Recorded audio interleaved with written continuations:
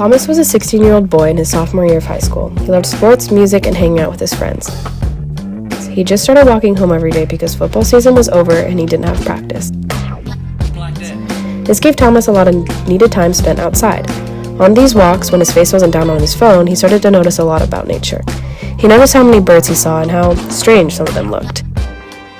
But it was when they landed and when they were near Thomas when he started to observe something strange about these birds. He was listening to his music blasting through his AirPods as he almost completely stepped on a bird lying in front of him. This caught him by surprise, so he stopped walking and noticed the bird practically glitching. He kneeled down to get a closer look at this poor bird. Thomas paused his music and realized there was nothing to feel bad for, as it was not even a bird. From the beeping coming from the bird's throat, as well as the glitching and lasers in the eyes, Thomas was almost sure that the birds he's been seeing were in fact programmed robots. He snapped a picture and ran home. When he finally got to his house, he went straight to his computer.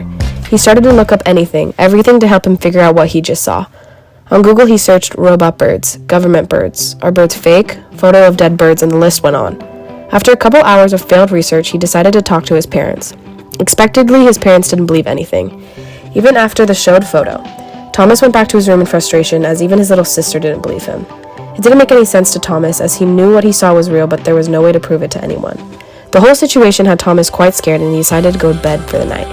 He nodded off and tried to sleep the fear away when abruptly there was a very loud knock at the door. When Thomas rushed out to see who was there, it was the FBI standing in front of his parents. They pushed through the door and came straight for Thomas. The FBI took him into their van as his hands were handcuffed behind him. He watched his parents fade as the car drove further and further away. After repeatedly asking why he was getting arrested, he knew deep down why he was there.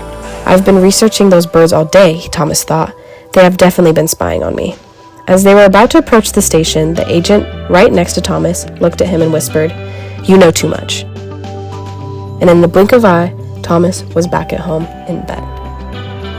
Fortunately, Thomas had dreamt it all. There was no government bird or FBI agents coming for his arrest, mostly because these birds don't exist, but also because the situation Thomas had dreamt of had a lot of flaws that would never happen in real life. As teenagers, we are constantly spending time on our phones. In a situation like Thomas's, if you were to ever find something crazy like he did, you are more than likely to take your phone out and take a photo out of instinct. This is a natural reaction, as taking a photo is so accessible. Our generation is the first generation to not live a day without technology, which means we grew up in a world where technology was everywhere and advancing as we grew up. Smartphones were first introduced in 1992. 5 years later, the first social media platform was created. Facebook was founded in 2004.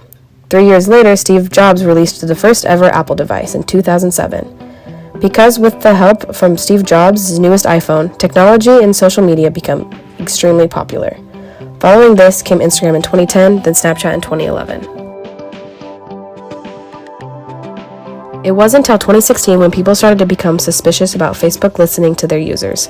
This came from people noticing weird coincidences in the ads that would pop up while they scroll through Facebook.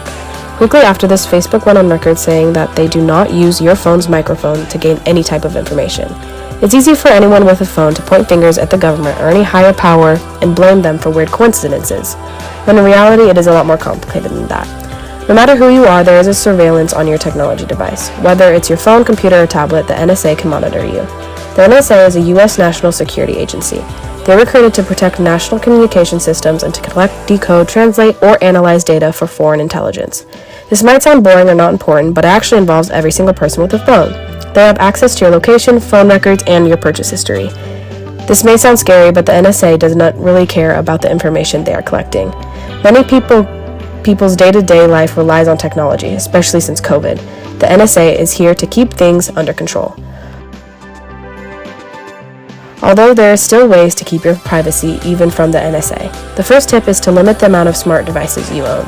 In this case, less is better. The second tip would be to protect all passwords and logins. I know this sounds basic, but it's very important. Next is to make sure your social media platforms are all private. Anything that isn't private will make it much easier for the CIA, FBI, or police to keep tabs on you. Lastly, use a VPN. A VPN will help you hide any of your online activity. They are often used to shield you against hackers or snoops, but also help hide your IP addresses. And these are just 4 simple ways to improve your privacy. It's good to keep in mind that in this day and age, there are no such things as 100% privacy. The digital world is becoming more advanced, and only the rich and powerful can go to the extremes to keep their information hidden. Technology is in the beginning of its evolution and only going to become more vast. In the end, if you want to stay completely private, throw your phone away.